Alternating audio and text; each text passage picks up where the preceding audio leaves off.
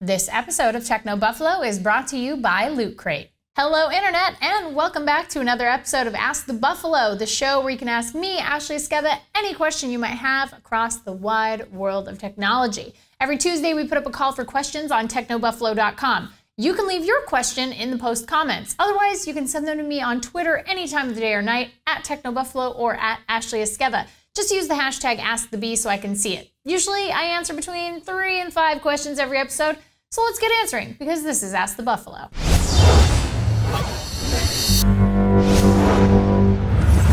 Kyle Judd asks, Dear Ashley, product launches are often spoiled weeks in advance by numerous amounts of leaks. How would you feel/react if a company decided to purposely leak a fake device so that everyone would be completely thrown off by the real device on launch day? Thanks. This is actually a really fun question because I do love the idea of all of these companies, all these manufacturers totally pranking us by leaking fake cases, fake screens, like all this stuff. But there's kind of a two-pronged issue with this. Number one, it's expensive because, you know, you have to make that little fake phone, and then you have to, hopefully at some point, maybe you fake that it works.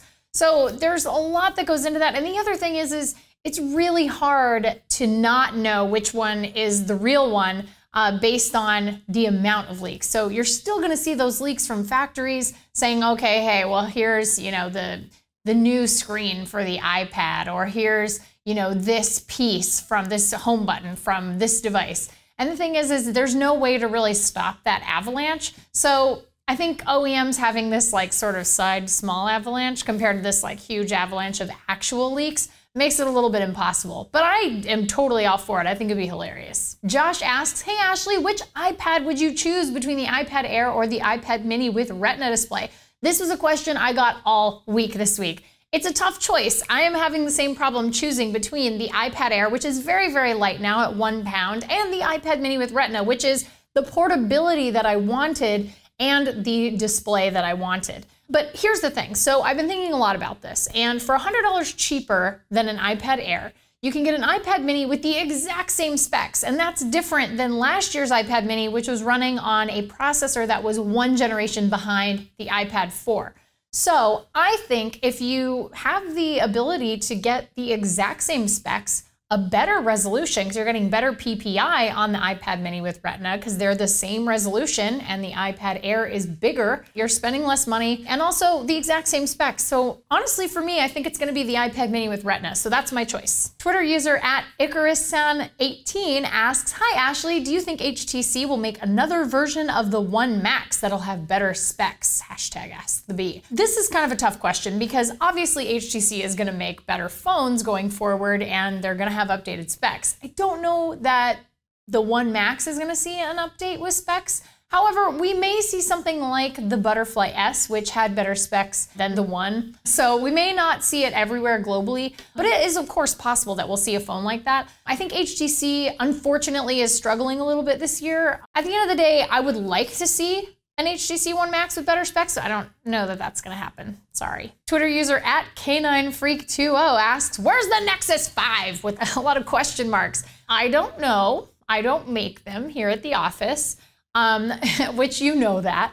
We're wondering the same thing. I think it's about time for Google to sort of roll out the Nexus 5 and the 2nd gen Nexus 10. We're all pretty surprised this week when the event that Google was having turned out not to be the Nexus event, because it would have been a great way to sort of steal a little bit of Apple's thunder with the iPad event. But who knows? I mean, last year, if I recall correctly, and I could be wrong, I think that the Nexus event was, the release of the devices were in November, or maybe even early December, now that I'm thinking about it. But it was a little later in the year, so don't fret. I don't think anything's wrong. I think that they are maybe just making a couple of final tweaks before they are fully prepared to release it. And really, that's what you want at the end of the day. You want it to be done when it's ready, not done based on a hard date. Kind of like the Blizzard model where they say, well, it's done when we feel it's done, when it's ready to release. We don't like to say, oh, in 2 years, this game is gonna come out on this date, because then either you delay it, which stinks, or you end up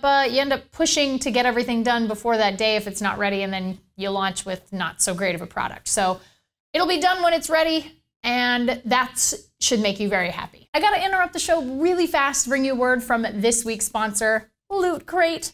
As a geek who likes shiny new things, I'm a big fan of buying myself stuff. And every year on Christmas and my birthday, I think to myself, why can't I have things every single month and get amazing stuff? Well, guess what? Loot Crate totally answered my call for monthly presents. So here's how Loot Crate works. You sign up, you pay for a 1, 3, or 6 month subscription, and every month you get a Loot Crate just like this. Every month has a different theme with a variety of items in the box, and this month's theme was Survive, so zombies. It had a super awesome Walking Dead t-shirt. Look at how amazing that is.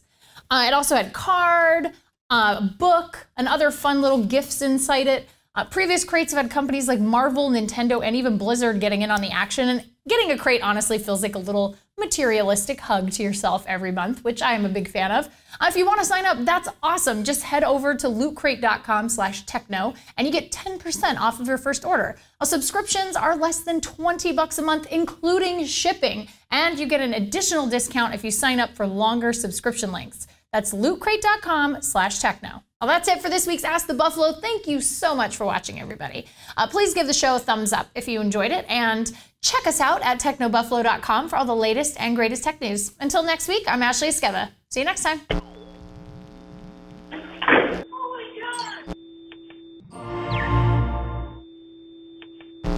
Hey guys, Ashley here. Just wanted to let you know that if you liked what you just saw, we've got 2 other shows that go live every single week. Redinger's Rants, where John totally goes nuts about issues that bug him across consumer technology, and Rumor Roundup, where he tells you all about the best rumors in the world of tech. So click the text below that says subscribe, and if you want to check out either of those shows, click right over here. See you next time. Thanks for watching.